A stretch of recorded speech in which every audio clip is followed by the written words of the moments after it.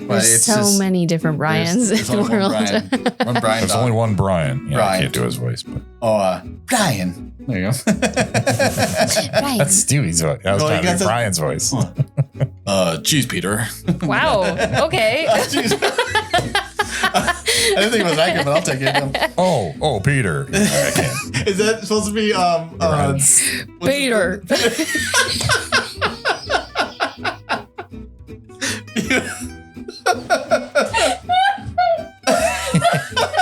We broke her.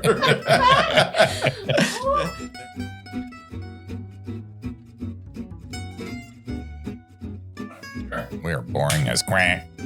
Quack, quack. That's right. Quack, quack. Quick, quack, quick, There quack, we quack. go. Okay. Sorry. My ears. Your delicate ears. She's yeah. trying to get you to have another surgery. I know. Yeah, apparently. I bursted an eardrum. I burst into ears. Can you have a surgery for that? What?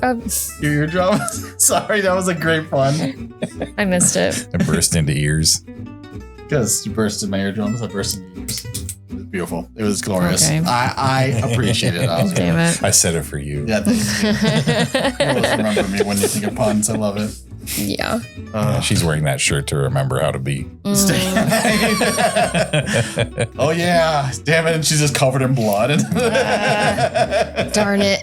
That would be a great poster where just you're just disheveled, bloody, bruised, and everything, and just had the "Be Kind" shirt, and you just go, "I tried." I did. I tried my You darndest. should wear that for our Please Be Kind rewind episode. Oh sure. Oh yeah, I can. Okay. I will. Just forget that I wore it. We'll get okay. we're gonna be at. We've already been at Rewind Buck Fair, but we'll see if there's a pin or something like that, so it can be yeah. Rewind. Nice. Yes, put the pin on under that. Yeah. Right. That's Just don't stab perfect. yourself. You have to wear that. You have to find it. I will do it. This is your mission. Find it Rachel. or make one. I mean, I could. Rachel, Just kidding. I mean, I'm very crafty, man.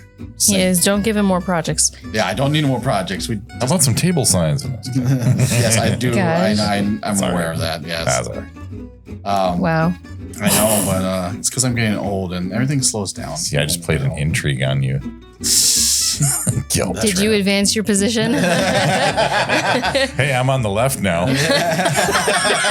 Sorry, you're right. My left. Yeah. Stage. It's all relative, right? Yeah. Stage left. right. Stage right. Yeah. Stage left. Well, welcome to Bards and Balladeers. We are the Bards and Balladeers. I am Rio. I'm gonna do it by memory now. I'm Kate. I'm Oscar. I'm not gonna even introduce myself. I'm just Rio. I don't do nothing. Yeah. I'm just here. Thank you for coming. We are a podcast about story in all its forms. This is why you never let me do this, because I'm never gonna take it seriously. I do love doing this, and I love being here with you guys. And if you like story and all of its forms, we try to navigate that, figure out what how it works, and the little aspects of it, and try to take little deep dives into everything. But as we already said, Rio, Kate, Oscar, and we are on YouTube, Spotify, iTunes, iHeartRadio, Amazon, and Amazon Music. I don't know if I said that twice. But we have a Discord, so if you can't get enough of us here, we have other episodes, but you can come talk to us personally on our Discord, get some fun chat and go along, share memes. We got a good couple people there, and people are nice so far. We haven't got any real mean people. We got a good couple people there. Oh, the truth All of our hurts. friend is here. Just a few. You know who you are. The rest of them we don't like. No, I'm just kidding. No. We love everybody who spends time with us. And we want more people to join. Yeah, so Mom, please. looking at you. Yeah. Just kidding. I don't know if you know what Discord is. But she Text does. your daughter. She texts me. I suck at texting. Sorry, It's Mom. like if it were called Harmony, I'd join. Yeah. What's harmony? The opposite of Discord. Oh. I would say my mom doesn't have an excuse for not being on Discord because she doesn't know technology. She barely uses her iPhone, and that's the simplest baby phone I've ever seen in my life. Did you say baby phone? He just roasted his mom, guys. And Man, Apple. see, Mom, I'm not doing too bad. I love my mother. Shush. So please come to Discord and you can get more of this. Our links are down below. You can check them out. Our link trees, Discord, our website, wordsofballadeerpodcast.com. And I don't know. We might be getting closer to when we're going to be at Des Moines Con. Correct. Pretty soon in the end of May. I will not. Yeah. Mm-hmm. Any other events though for you, Oscar? The only thing I've got right now, I've already done by now, which will be the Canterbury Park Spring Festival. Anything else? I've applied a lot. I will be at what is it? The book fair for grown-ups. Yeah, that's in July. Yes, July 11th. So that should be coming up. We're all going to be there. Well, yeah, but I will especially be there. Yeah, that's important. He gets double wide trailer. Wow, what did you call me? There's a lot of you to fit in there, man. Double wide Taylor. I was gonna say double wide booth, but yeah, he even has to be double wide just to be my Taylor. extra large. Just kind of get 2 pant legs worth. What is happening?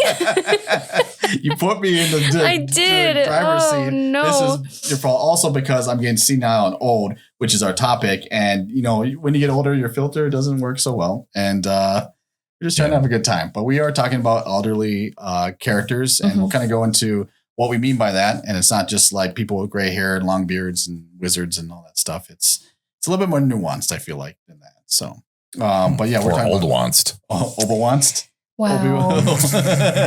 Old Wanst. I mean, I guess, Obi-Wan would be an elderly character. Yeah. Yeah. He is even when he's younger too, even at being a mentor to Anakin. He's an elder. Yeah. He's an elder to a degree. Yeah. So yeah, elder. And he's even on the council. No, he's on the council, but he does not have the rank of Jedi Knight. That's Anakin. Yeah. Oh. Yeah. Keep up, old man. Broken bone. Yeah, that's what happened. Elderly abuse. But yes, there is an important distinction, we think, at least, that we want to make for the purpose of this episode between elderly and decrepitude. And I'm going to hand that off to Oscar. Yeah. So like there are, we write speculative fiction a lot, and there are characters who are thousands of years old and they don't look a day past Hugo Weaving. So, we're not talking about those like, they all count. We'll do separate episodes on those, but like the Methuselahs, the thousands of year old characters who are super experienced but have an early age. We're talking more the classical understanding of the elderly, but basically a combination of experience, like very experienced life experience. So yeah, I'd say we're talking about the version of elderly that we all understand, where you have a lot of life experience and you've gotten physically older and a little bit decrepit, whatever. We're not really going to focus this episode on those people who are like Methuselahs, who are like, thousands of years old. I just like to say Methuselah. Mm-hmm. Yes. It's like a tongue. It's like you are Jewish. It's a test. No, I'm not. It's a test of whether or not you have a lisp, Methuselah. By those thousands of year old characters who have like lots of life experience, but they don't know what it's like to feel old. Yeah. Basically like Tolkien, elves, those, free Ren. Yeah. Or we're not really focusing on the reverse either, for people who know exactly what it's like to feel old physically, but aren't really that old, don't have a bunch of life experience. They're like just disabled. Mm-hmm. Oh, so sure. We'll do other episodes on that stuff. But right now, elderly, lots of life experience, been around a while, know you're on your way out, you have limited time in the world, etc. Mm-hmm. So that's how we're defining. Yeah, because it was interesting to realize that as we were talking about elderly characters, that we came up with like 3 different versions of what that could mean. And I'd never thought of it that way, just as like this typical, like not stereotypical version, but the kind of elderly that all of us kind of commonly know. So yeah, we'll try not to veer too much. We might mention them. I'll be on Methuselahs. Is that the thing? Methuselah. Wow. We're well done. Right. A lot of times the elderly characters though are those mentor characters. They're almost like relegated, I feel like exclusively to those mentor, but for good reason. I feel like, because people who have gone through life have experience, so it's kind of hard not to be like, oh, you know a lot, but you're also old. Like, it's right. Like, and like I know I read historical fiction, so sometimes, what's like the most elderly character in a particular scene might be 45. So, sure. Because, but we're not talking necessarily about that either in depth. But yeah, it's all relative. But sometimes those are the most experienced characters, and they know a little bit of decrepitude because that did happen a little faster back then, I think. Sure, yeah. Especially if you're living on freaking bread. Right. Like, and life was harder, overall. No modern medicine. Right, right. Survival was no weekends, no 8-hour days. Right. Sun up to sundown. You'd be working if you want to survive. Talking about reasons to be a pirate. Yeah. That's also why they had so many kids too, because somebody had to pick up the farm work. They're like, I'm done doing this. Yeah. To free get it labor. all done. Basically. Free labor. That's right. But yes. So why, and I guess my first question is what sparked this episode? Because we're getting old. It's almost like. Yeah. This is like, this is the most elderly answer ever. I don't remember. That was not planned, guys. I need you to know. She asked me a question. I'm like, how does it feel? Which grandkid are you, mine? Yeah.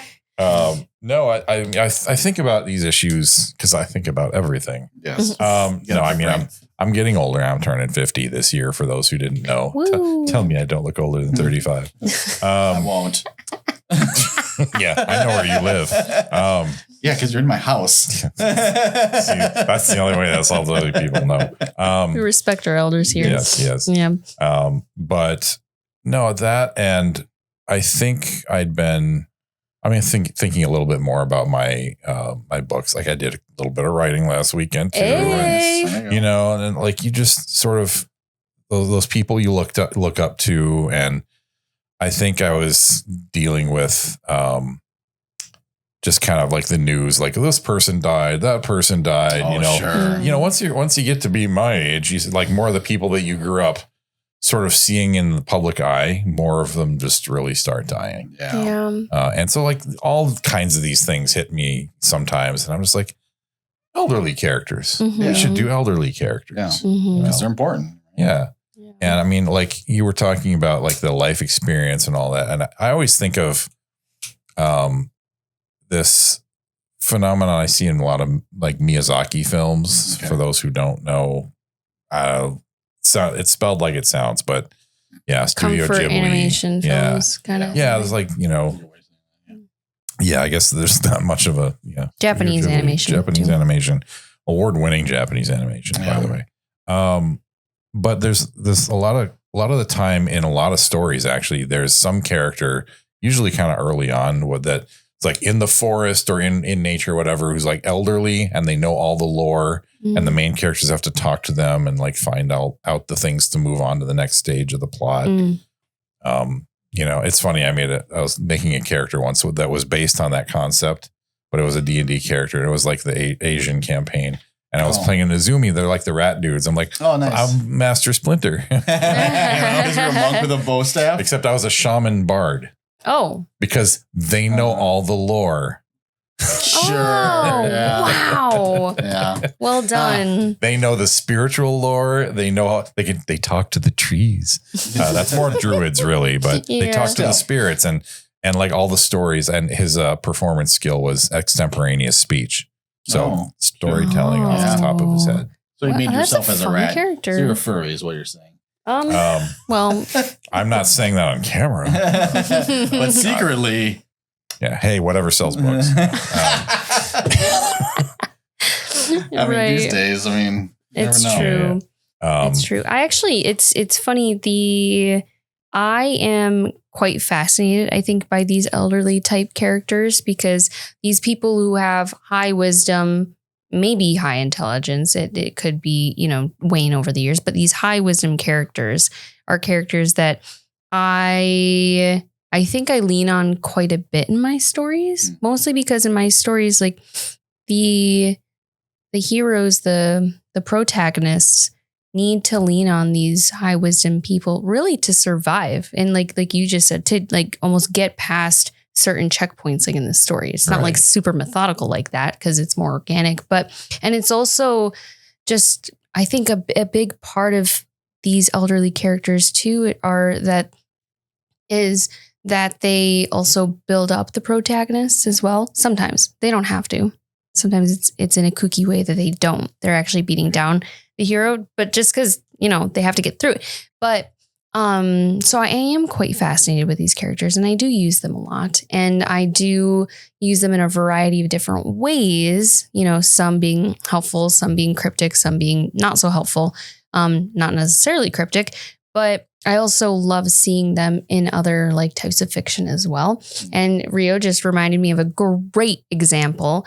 It's an example called Sisu, and it's a movie originally like loosely based off of a story of a Finnish, like, I don't want to. Was this based on like a true like folklore almost? See, I think like? it's a bridge between folklore and an actual dude during I want to say World War I. Somebody please fact check me, and if nobody does, I'm gonna post probably the Wikipedia article. I used to play bass for Actual Dude. Oh my god, he got us again.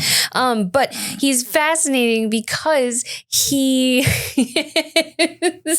She's totally just dismissed you, just like got me again. Anyways, She's trying. Moving on. I'm encouraging her to just keep going. A year with these guys, we've survived. Yes. No, but Sisu, and I keep saying it technically wrong. It's Sisu, apparently. But this guy who was one of the most incredible bad quack soldiers that existed in the Finnish army, I want to say, that probably killed so many Russian soldiers. But the movie has, again, I'm explaining this horribly, but he's sort of like eternal I don't want to say an eternal spirit because I don't want to amplify something that could potentially just be inspired by a bad quack dude. An old soul. Yeah. Wow. Nice. I can't ignore that one. But he is so like this. Basically, it's just he's so resilient that he can't die. You can try to keep killing him over and over and over again. It's the eternal Finnish spirit, I feel like. And it's just the movie that has come out of this, the movie, actually the first and the second one. It's crazy. Yeah. It is so, I mean, bloody, gory, entertaining, nonstop action. One of my favorite movies like of all time. And there's very little story, very little plot, but it's about this one character. I really do hate plot, don't you? I do. Anywho. Yeah, no. Rio, go ahead. No, I was going to say, because I think the thing that makes that movie great, and it happens with even in real life, is that they dismiss this guy immediately as just some old dude, you know, and they're just like, well, we're going to just take whatever, because what happens is he's panning for gold in Finland. It's gotta be. And like, so he found this huge like ore vein or whatever of gold, and he's bringing it back and he runs to these soldiers, and they find out about that and they steal him and they kill his horse, which is always a mistake. Never kill the animal. That starts so many movies. Yeah, I know, right? And so he just goes on this like revenge trip, like of getting back his gold, and like, cause it's all he has. Like, you know, he has nothing else in his horse. He doesn't have any horse. Yeah, he doesn't have a horse. I want to say like the Russians also killed his like wife and kids. Oh, something like that. Yeah. So this is the beginning of The Patriot. Yeah, basically. Yes, right? I also love The Patriot. But yeah, thank you for remembering more of that plot. Yeah. I just remember the feeling, the tone of the plot. I loved it. And there was a lot of blood. There was. Be kind. A revenge kick. Okay, that's really funny. But again, the fact that they dismiss him, I think that is a fantastic huge point too about these elderly characters, that as writers, like we can utilize them almost like strategically and place them well so that, I don't know, just in a certain way that maybe even our heroes dismiss them, and that wisdom is underutilized. Now, do you tend to write with main characters being somewhat young? It depends. I do love writing like main characters as elderly characters too. Okay. But mostly not like I write like, you probably would classify it as like new adult.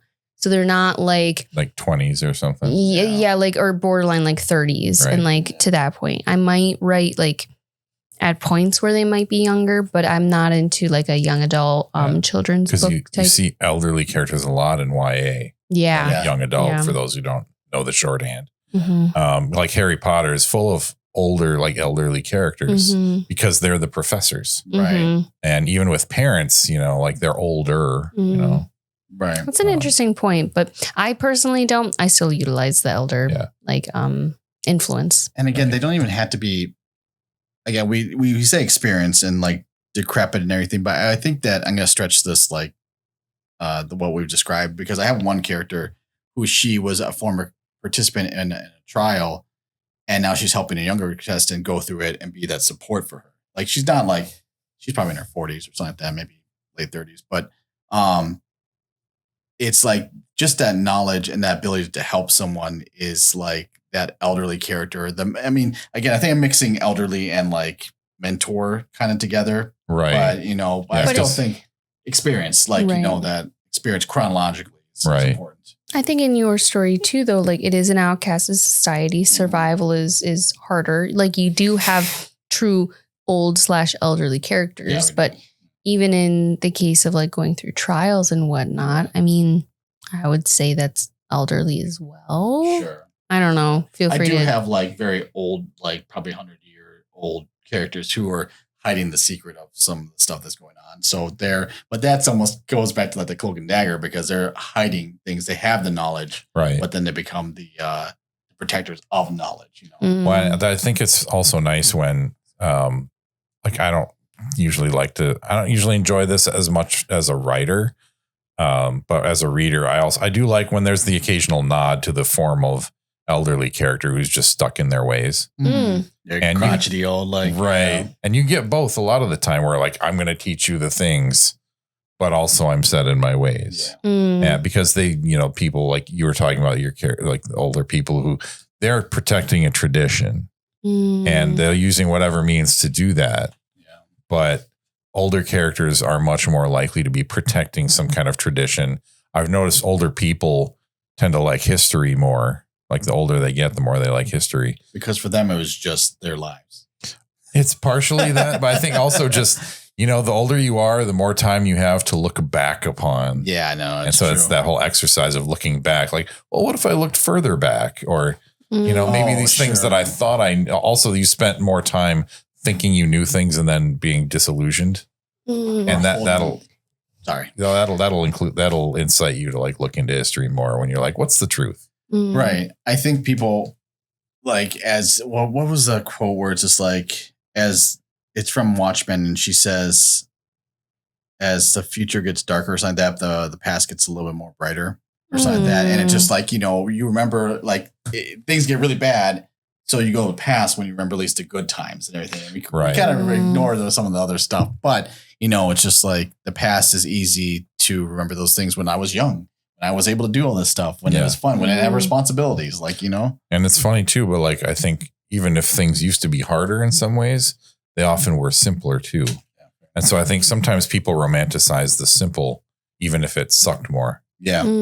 Right. Like, cause like, I wish I lived in Elizabethan times and everything. It's like, it didn't have running water. So like, penicillin. Yeah. Penicillin. The whole episode of Sliders on this. But to your point too, like those elderly characters that are set in their ways and everything, they can be really fun too, especially if you put them in, I don't want to say uncomfortable situations, but into new situations and watching them navigate this new situation. Gran Torino with Clint Eastwood is a great movie. And he's lived in this house probably his entire life or since he's got married, and he's single now and his wife passed away. And then like a bunch of other people start moving in and they're Hmong. I think they were Hmong. I can't remember. They're Asian culture. And they're just like, he's not racist per se, but it's just like, it's such a new thing to him. Right. He doesn't know how to like react to it. And it's just like, this is new to me. And it used to be a white neighborhood. Right. No idea. But he doesn't like not want to talk to him. He's just crotchety and old. And he just like, I don't want new things. Like, Right. Well, you've built an identity off of how things used to be. And so a lot of people are resistant to things changing. Yeah. And so that I think it would be an interesting exercise to take two characters, like a young character and an old character. And the young character is always like, is bored by routine things and wants to like explore new things. Yeah. And the old character is bored by exploring and is just tired and just wants routine. Sure. Yeah. And half of them have to swap. I have a movie suggestion for you. It's called Up. Oh, Which the first I've seen that one. Yeah. Or any Rob Schneider film. No. Rob Schneider is a carrot. But I have I think it's funny that you say that too, because as you were talking about those crotchety characters that don't want to explore new things anymore, or they're protecting tradition, the type of elderly characters that I defined it more as you guys were talking. I like writing the elderly characters that want to triumph their regret. And so they want to pass on that wisdom. Don't make the mistakes I made. Exactly. Exactly. And sometimes that can get like, preachy. Yeah. But doing it in a, there are certain characters that will do it well, and there are certain characters that will get preachy. And I get preachy. Yeah. Everyone who knows me knows that. You see him in front of the congregation on every Sunday, just like praise. But what were you saying the lesson about regret or something? You said you wrote something down? Well, kind of the same ideas as like when I think some of the elderly characters, what they do is to help pass on not just knowledge, but a task or something. Like I was the last knight to protect this realm, whatever. Like you must do this to carry on, because once I'm gone, there is no other people. Sure. Yeah. So. That is a fun aspect to it. You see that happening with like dying languages a lot, especially in like native tribes. I hope you enjoyed our podcast. Don't forget to click like, comment, share this video, and subscribe to our channel. Click notification bell down below to be up to date with us. Now back to the show. No, but I think it's a fascinating part or aspect that we can bring to elderly characters, because it's, actually something that I read once have we done an episode on writing the opposite sex? Yes. Okay. Well, I probably didn't mention this in that episode, but I read online, on Threads. I love Threads. That what's something that authors get wrong when women get wrong when writing male characters. And one of them mentioned that the amount of regret that men tend to have later on in life, or even just currently too. And I took that to heart, and I started adding that more in my older male characters. And so that's one of the reasons why it's sort of a prevalent thing, in my writing these characters, and why it's kind of fresh. Any thoughts on that? I think regret for males a lot of times is because we have no outlets for that regret and everything. So a lot of guys don't express themselves enough, I feel like. And I think maybe that's that culmination of being old. It's like, I'm just full of regrets. I never did these things, or I never said I loved you, or what do they always say? Don't let your funeral be the time when people say great things about you. We should all be expressing what we feel. And I think guys have a problem doing that because there was never a safe spot for that. And I think that can culminate into older people just not just being just really just reclusive, or just hermity or whatever, because no one's ever understood me. Why is it going to be different now? I've never put this into words, so just bear with. I've never thought about this in this way before. I think that men have a different kind of almost like a biological clock, in the sense that, women have this thing of I'll have kids by this age or else it's not going to happen. Sure. Yeah. And I think men have this version of that where it's I have X amount of time to become comfortable with my feelings to attract a mate and start a family. Or you've often not done that and maybe started the wrong, been with the wrong person. Sure. And then either way, you might have regrets. Men have a window during which to learn about how to deal with emotions, just like women have a window during which to have children. Interesting. At least that's the stereotype. It wasn't really my issue. Can I add to that? Yeah. I think it's because a lot of men tend to maybe do what they think is the right path instead of following what their heart actually kind of wanted. I think that's men and women often they think there's a big separation between what's right and what their heart wants. And usually what they find later in life, both genders, is what my heart wanted was the right thing. But I just internalized all of this external pressure about what the right thing was, and it's mostly nonsense. So what's funny is when you guys talk about this, and it just makes you think that like elderly characters a lot are written as that like final form of regret and everything, because it's just like regret metastasized. I mean, wow, yeah. That's why they look like little tumors, and they're almost like no. Wow. Wow.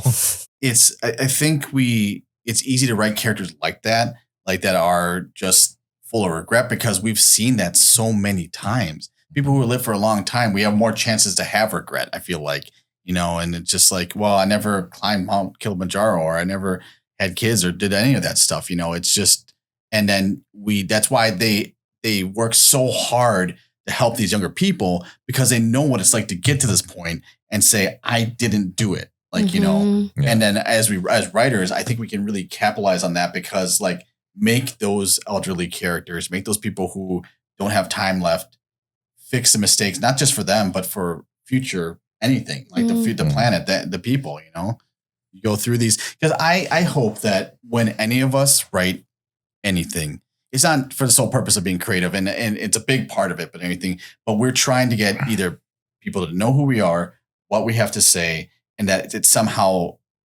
like helps somebody or enlightens them to something, right? Just anything, even if it's a glimmer of something, it's something, and as we write more, I think that one, we get better at it, but also two, we have more to say, and three, that we're just more experienced. So our books by proxy should just get better the older we get. Yeah. Hopefully that is exactly how that works. Yeah. One thing I also think that would be useful in like just modern tellings of elderly characters that I don't see very often is elderly characters who are just like every other character, but more decrepit. Because I don't know about you guys, but as I grow older, and I've heard this a lot from other people, it's like the older you get, the more you realize that most people aren't really grown up. Yeah, right. I heard that. Yeah, they just got older. Like, you maybe learn some stuff. You understand some cool things by your mid 30s or something. So you got a ways to go yet. But like, then the next 20, 30 years, it's like, well, like, not really a bunch of new stuff, or it's like small things. And so I think that they connect well with people who don't look up to them. And who are just like, I respect you as a person, but like, I'm just as clueless as everybody else, that kind of thing. And where they're not acting clueless, but where, like I connect just the same with older people that I do with younger people or people my age, because for a couple of reasons, one of which I'll try not to sound like self-aggrandizing about. I think deeply about things, and it's about a lot of things that other people don't tend to think deeply about. So people of all ages tend to be interested in what I have to say a lot of the time. You be the judge of that, guys. So like, older people are sometimes like, oh, I never thought about that. Like, okay, well, I'm younger and I did think about that. And so like, they treat me more like an equal in all kinds of ways. But I think, and then there's the other way that I forgot. Because I'm old. I think also it's just that they that was one way. That was going to be the same if I hadn't flipped them. We're gonna have to put in a clip from SpongeBob again. There's that's always the catch-all. There's a song that's played where you're old, and it's like it's Mr. Krabs. I'm pretty sure like struggling with being old, if I'm remembering right. I'll have to find it and put it in the comments. We'll put it on there. Oh, I'm already at that age where younger people make cartoons about me. It's like, no, we're young. We only speak in cartoon. They're called memes. It truly it's called is anime. What happened was Japanime for a younger millennial like specialty is not talking with our feelings, but talking with memes and cartoons and clips. Because images hold so much more information. It's I'm true. sorry. Like, you know, you can express like today I sent you the meme with Brian and like thinking like, I forgot even what I From Family Guy. From Family Guy, yeah. Well, you don't know Brian? But there's it's so just, many different Brians there's in the only world. one Brian. There's only one Brian. Yeah, Brian. I can't do his voice, but Brian. There you go. that's Stevie's voice. I was trying to do Brian's voice. Cheese Peter. Wow. Okay. I didn't think it was that good, but I'll take it. Oh, Peter. No, I can't. Is that supposed to be Peter?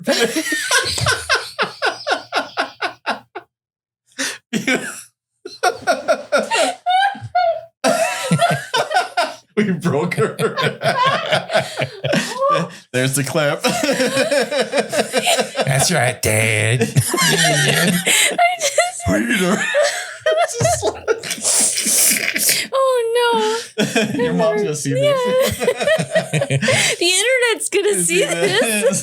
Look at this person trying to sound like Joe Warburton or whatever his name is. Patrick Warburton. I didn't know what was going on. So no, it was great. I just lived in moments and everything. Oh, wow. I remember this, you know. Oh, I hope I remember this when I'm old.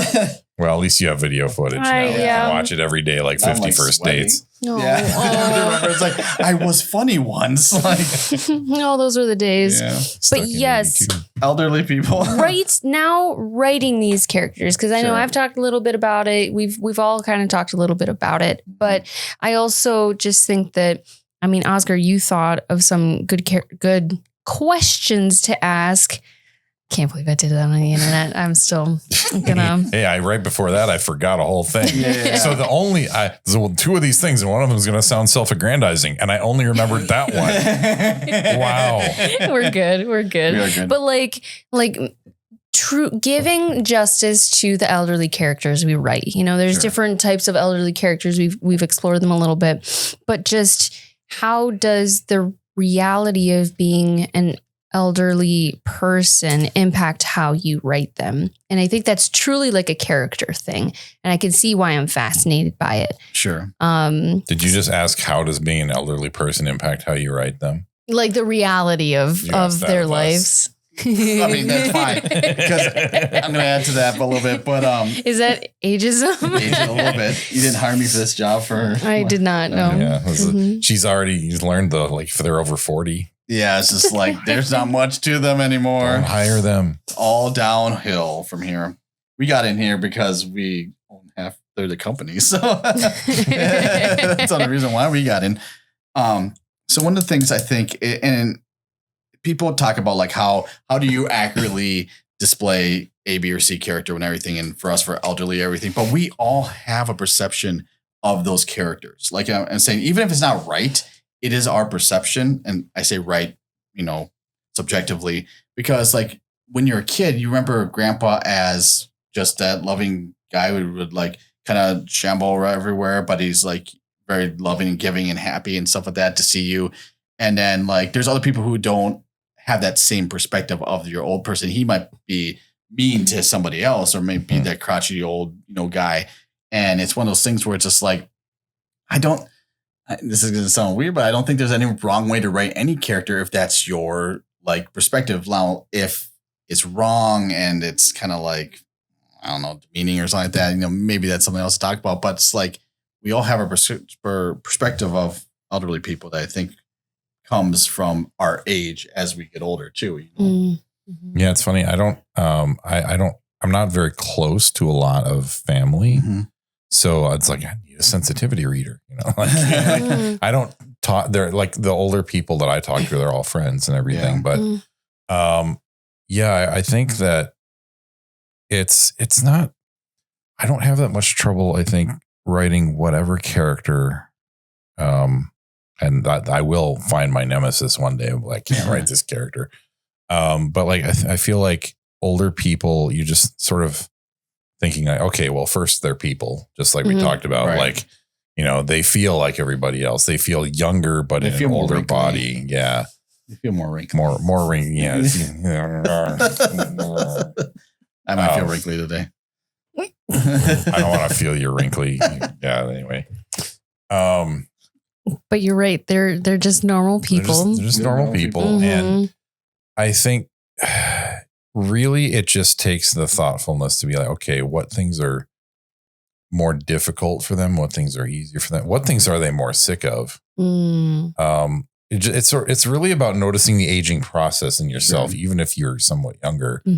Just like, wow, I'm so much less willing to put up with bullshit. Whack that all you want. Yeah. It's gonna sound like an old duck that when I do it.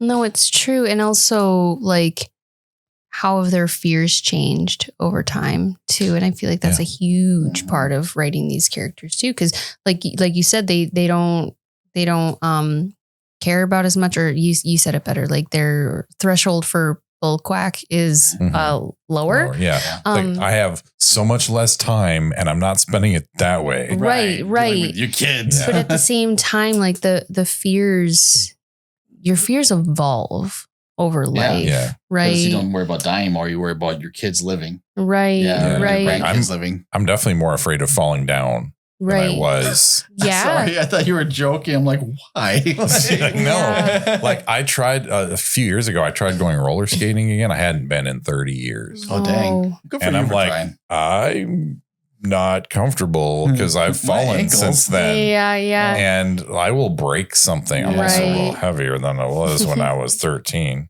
No, I was like, you have a story about what? Me getting older. Oh, no, or just dumber. that too. Keep that bedroom shit between. I wish that was the reason I hurt myself. I think we've told that story before on the internet. I twist my ankle jumping down the stairs because my mom would hate it when I went up and down the stairs and everything. And I'm like, she's like, how can you move so fast downstairs? I'm like, look, it's easy. I jump once, land wrong on my ankle, and twist the shit out of it. He was trying to teach me how to do it. Like, don't be afraid of the stairs. Yeah. Yeah. His ankle. Hold on to that railing. Yeah, no, it's just freaking coming up the railing. Which is, you can't write that stuff, guys. It was so dumb. Yeah, but you can't, but we can. Yeah. We're professionals. That's perspective, baby. But I was going to talk about your grandma here for a second because whoa. Yeah, I know, like beep, beep. Which is, it's crazy. I know you were saying that you don't have a lot of close elders like in your life, like family wise. Yeah. I had and have, and some have passed on, so many grandparents because I grew up with two sets of parents, and my mom's parents were both alive. My dad's parents were both alive. And then I also have like step parents. And so on both of those sides, with each of those step parents, I only had one grandparent on each of those sides. One was remarried, but so plenty of elders to be exposed to see. So real life experiences. A whole set of grandparents that I never met. Right. Oh, right. really? And similar, you barely knew your grandparents. No, I only right? had one grandma that was alive when and she died when I was like 18 or 19. Oh, sure. Yeah. And in Mexico? In Mexico. Yeah. So my grandma died when I was 18. Oh, yeah. But I never met her because she was in Turkey and I hadn't been back till like the following. No, I was like 22, 21 when I went back. Mm-hmm. Did you go see the house or anything, or go visit the family there? Different. I mean, everyone lived separate, different houses and everything. But yeah, so my grandma, my celestial being who is, a fantastic human being, that grandma? Yes, Okay, yes. yeah. And that's why, so the reason why I want to bring her up and everything is because as we write these characters and try to understand elderly people when we may not have them in our lives and everything, you have a lot more experience with them. And a great grandma. Sorry. Oh, that's right. Sorry, great grandma. But you have that perspective, but I get to vicariously live it through you because I have that picture of you talking to your grandma, like on the table like this, and everything. And it's the most beautiful like scene between 3 generations. That's 3. Yeah. Or whatever. 3 generations separated. Mm-hmm. And it's just like, I know what a grandma's love is because of that picture, because I was there too, but it was just like, you can understand it by witnessing it. It's like a nature program, really. It's just kind of, no, it's just, and it's a wonderful thing. And I think that just by living life and experiencing and being and knowing people, even if they're not your own, like, family, or just like even my boss that I look up to who's around your age, actually is 55 or something like that. Whoa. I know, super old. My age. What? It's true. That's factually accurate. What do you mean? I didn't say like you old people. I'm 49. It's the opinion of that age that was.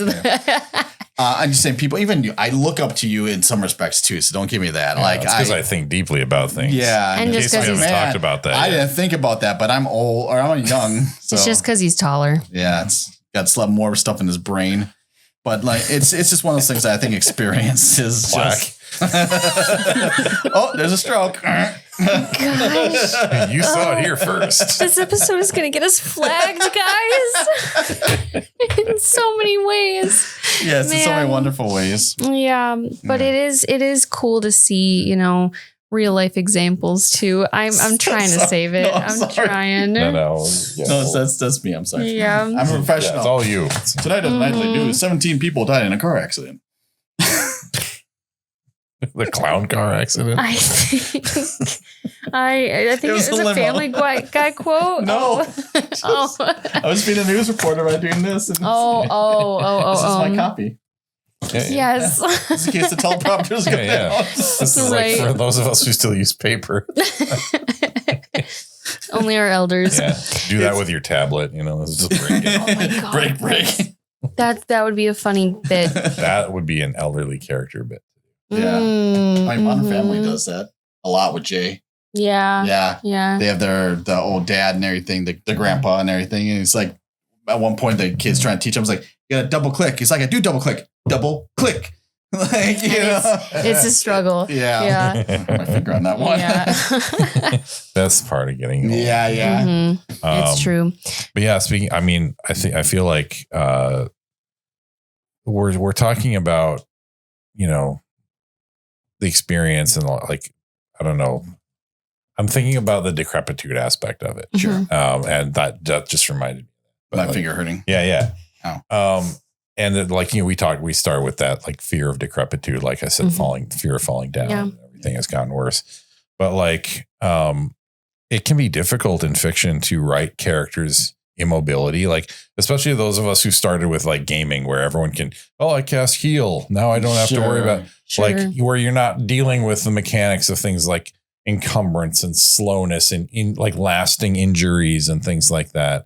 And suddenly you've got these characters like, oh God, I had this character get wounded. Like realistically, they should stay wounded for the next book and a half. Sure. Mm-hmm. Yeah. And then you're dealing with elderly characters who have like basically what would be almost like permanent wounds. Like I've got one with a limp. Yeah. Mm-hmm. Okay. I'm like, how do I write this in? And obviously I have power to create what characters I want. Yeah. Mm-hmm. But they still need to act like people. Mm-hmm. Right.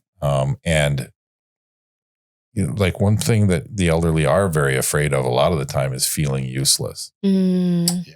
And a lot of that, I think in certain kinds of stories, especially like this, like a pirate story, if you are physically incapable, that's a much more useless feeling. You can't live that lifestyle anymore. Right. You can't climb up the lines. You can't, be part of the boarding party. You can't run, whatever. Right. Like there's only limited duties you can do. Right. Life purpose driven by productivity. Right. And stuff. Yeah. And that a lot of like my stuff's all before pension plans and all that kind of stuff. Right. You get old, especially a lot of pirates that they don't have family or family's gone or there's estrangement. But if they don't have a way to retire comfortably, they're homeless. So they're like, well, that's the other part of it.